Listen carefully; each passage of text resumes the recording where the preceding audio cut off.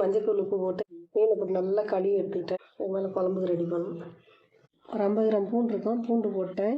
இதில் 2 பட்டை, 2 லவங்கம், வெறும் சோம்பு கொஞ்சோண்டு, இதை அப்படியே அடித்து வச்சுக்கணும். எண்ணெய் காய வச்சுக்கிட்டேன். எண்ணெய் காய்ஞ்சதும் கொஞ்சமாக வெந்தயம் போட்டுக்கணும். செஞ்சிருச்சு. வெந்தயம் பொரிஞ்சதும் வெங்காயம் கொஞ்சம் அடித்து வச்சுருக்கோம். ஒன்றும் பாதியா எடுத்து அப்படியே கொட்டிக்கலாம். வெங்காயத்தை கொட்டி நல்லா வணக்கிக்கணும்.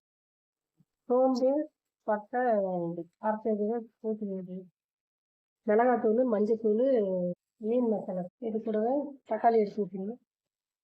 தக்காளி மசாலாலாம் இந்த அளவுக்கு வணங்கிடுச்சு.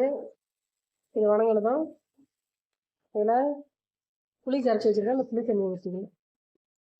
உப்பு தேவைக்கு தகுந்த மாதிரி போட்டுக்கணும். ஊற்றி வச்சுட்டேன். இதை நல்லா கொதிக்க வைக்கணும். ஒரு 1/4 மணி நேரமாக கொதிக்க வைக்கணும்.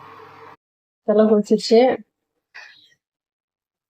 1/4 மணி நேரம் கொதிச்சிருக்கு கூட மீன் எடுத்து இதில் போட்டுக்கணும்.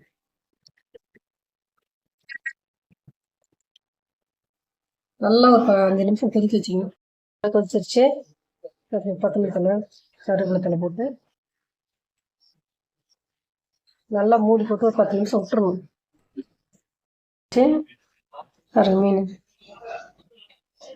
மீன் நல்லா வெந்துடுச்சு. வெந்துட்டு எனக்கு குளராத அளவுக்கு நல்லா வெந்துடுச்சு. மீன் குழம்பு ரெடி.